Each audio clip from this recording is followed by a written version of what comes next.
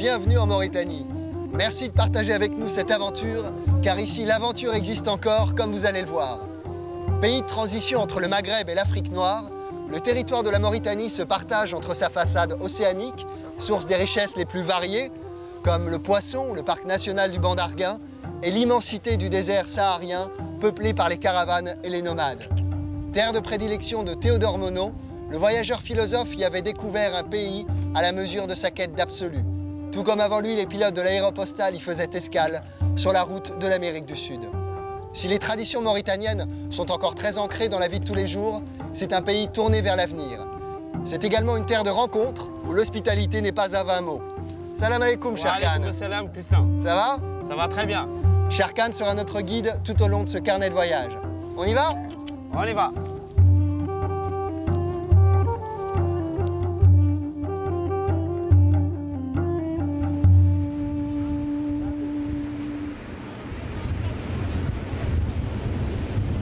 Je vous propose de commencer notre visite par Nouakchott. Nouakchott est une ville entre dunes et océan. D'un côté le Sahara, de l'autre l'océan Atlantique. La création de Nouakchott commença par un tout petit puits qui au départ était fréquenté par les nomades qui venaient se ravitailler. Ensuite, l'armée française en fit un point de ravitaillement et y construisit son premier fort.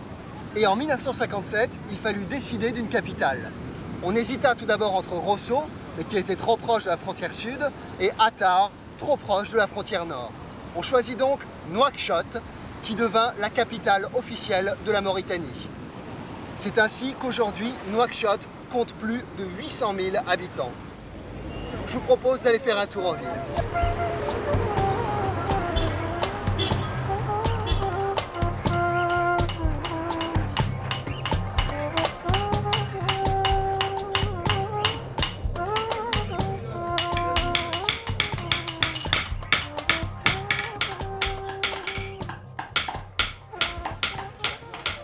On est ici dans une échoppe sur le marché des artisans, à 7 km de Nouakchott. Oui, Et ici, tout est fabriqué sur place. tout est fabriqué sur place par des artisans mauritaniens. Qui sont juste derrière Ils nous. sont Là. juste, voici leur place de travail, ils sont juste derrière nous. Et donc on trouve des coffres incrustés d'argent. Il y a Et beaucoup de labels, Ouais. et il y a beaucoup d'autres bijoux. beaucoup de bijoux en argent. Donc ici, il y a des objets typiquement mauritaniens. Ouais. Qu'est-ce que c'est la peau là qu'on voit? La peau, c'est une peau de vache ou de chameau. Et ça sert à mettre quoi? Ça sert à mettre des denrées, des denrées alimentaires telles que le sucre, ou le riz, ou le mil, ou du maïs, ou du thé vert. Et le commerce, en fait, c'est important dans la culture mauritanienne? Le commerce est très important dans la culture mauritanienne, étant donné que pratiquement tous les Mauritaniens, c'est des commerçants. Ils font des trocs, des objets, ils font du commerce avec des Occidentaux, avec des nomades aussi. Donc toi, tu es un commerçant?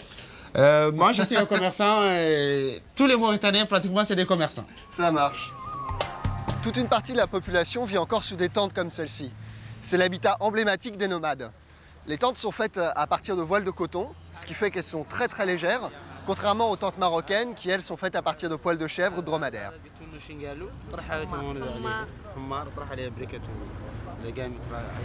Cher Khan nous a emmenés à la rencontre de ces femmes qui fabriquent ces tissus.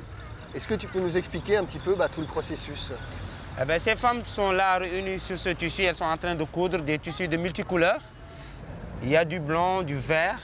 Elles le fabriquent pour le mettre sous la tente. Quand vous êtes sous la tente, vous voyez les multicolores et ça rend la tente très belle. Et ça peut atteindre quelle taille? C'est des tissus qui font de multidimensions. Il y a les 20 sur 20, il y a les 10 sur 10, il y a les 5 sur 5, il y a les 4 sur 5, 4 Alors, sur 4. Tu tiens quelque chose dans la main, c'est quoi? Je tiens un morceau qui peut tenir deux bois qui soulèvent la tente. Et que ça, chez nous, dans le dialecte mauritanien, ça s'appelle le hammar. Ce hammar tient les deux bouts de bois comme ça et qui se soulève la tente et que la tente trouve sa grandeur. Donc c'est comme une fixation en fait. Exactement, c'est une fixation, Tristan.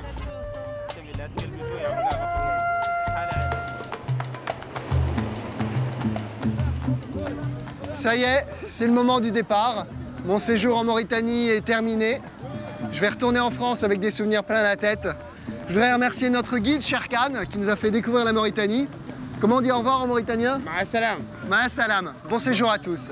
Bon séjour et soyez les bienvenus en Mauritanie.